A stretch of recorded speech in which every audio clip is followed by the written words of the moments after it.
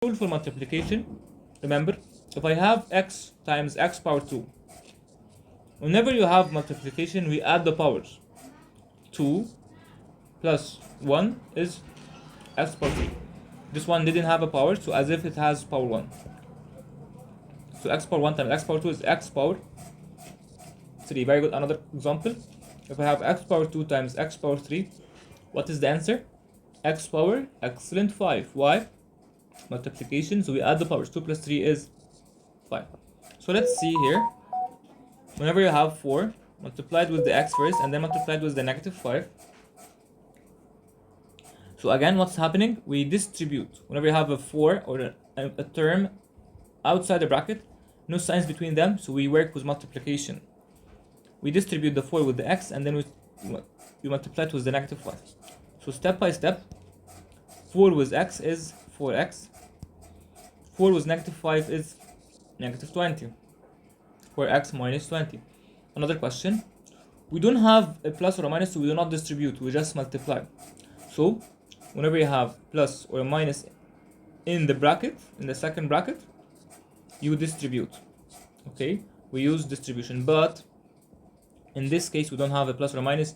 Instead, we just directly multiply. How? Let's see together. X, I have here x with x squared. So now 3x power, this is x power 1, this is x power 2, so x power 3. And you still have the y power 3. Anything similar to the y power 3? No. Y power 3 as it is. Again, y is the x power 3, x power 1 and x power 2. We add the powers. X power 1 and x power 2 is 3. Multiply, let's distribute in this question. 2x, one time was the x squared, one time was the negative 6x, one time was the 3. So step by step, 2x times x squared, 2 times 1 is 2, x times x squared is x power, bravo 3, because x power 1, and here is x power 2. We add the powers, 1 and 2 is 3. Good job. Multiply 2x with negative 6x. 2 times negative 6, negative 12, x times x, x power 1, and x power 1 again, x power 2. And the last thing here, 2x times 3. 2 times 3 actually is positive 6, and you still have an x, so 6x. And that's it. One more question.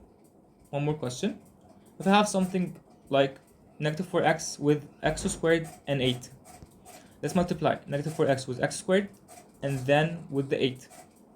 Multiply negative 4 times 1 is negative 4. X times x squared is x power 3. Negative 4x times 8. Negative 4 times 8 is negative 32. X. Why? Because negative 4x is multiplied with the 8. So 4 times 8, 32 with a negative, and you keep the x. So one more time. What happened? Negative 4 times 1, negative 4. X times x squared, x power 3. Why? Because we added the power. 1 and 2 is 3.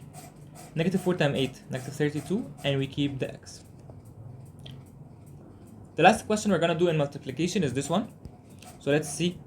5y with negative y squared. 5y with 7y. We have plus and minus, so we distribute. And the last thing here, 5y with negative 2. So 5y with negative y squared. 5 times negative 1 is actually negative 5. Y with y squared. Y power 1, y power 2. Add the powers. 1 and 2 is 3. And then 5 times 7 is actually positive 35. Y and y again. Y power 1 and y power 1. Y power 2. Bravo.